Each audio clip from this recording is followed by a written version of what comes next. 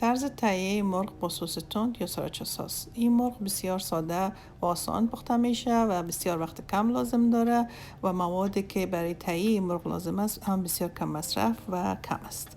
ما 400 گرم سینی مرغ بدون استخوان کار داریم. 1/4 گیلاس روغن، 3 قاشق نانخوری سویا ساس، 3 قاشق نانخوری سس سرچه و 1 قاشق نانخوری عسل.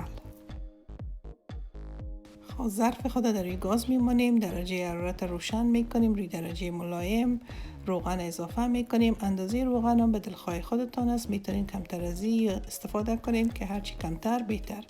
مرغ اضافه میکنیم و اندازه مرغ هم همچنان به دلخواه خودتان است. ما بسیار کلان نگرفتیم اندازه مرغ خود، به خاطر که میخوایم که خوب مغز پخته شود.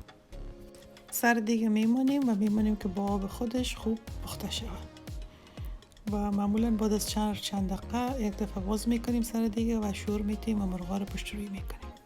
تقریبا 10 دقیقه وقت لازم داریم که این مرغای ما به اندازه کافی پخته شود و مغز پخته شود. تا زمانی که مرغای ما تیار میشه ما میتونیم در این فاصله سس خود تیار کنیم و این مواد سس خود با هم دیگه گرد کنیم و خوب مخلوط کنیم. اگر میخواین که مرغتان تندتر باشه میتونین سرچه سستان یکم اضافه تر کنین. اگر میخواین که نمکش زیادتر باشه میتونین سویا سستان یکم اضافه کنین و عسل هم که به مقدار دلخواه خودتان است. و فقط عسل کارش است که کمک متندیشه کمتر میکنه و مزهش خوشمزه تر.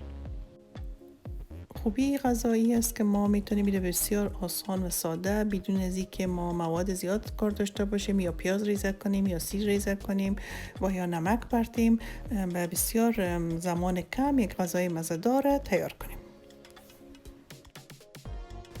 حالا میریم مرغ میبینیم که همی که آبش کم چون میبینیم کم خشک شده، میتونیم سس خود اضافه کنیم و بعد از اینکه سس اضافه کردیم خوب مرغ را قطع میکنیم و شور میدیم تا تمام تکه‌های مرغ با سس آغشته شود.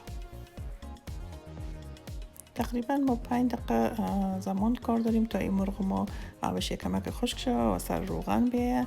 دقت کنین که زیاد هم سرخ نکنین که سینه مرغ اگه زیاد سرخ شود خشک میشه و این خوبی غذایی است که ما میتونیم میره بلافاصله که همی تیار شد سرو کنیم.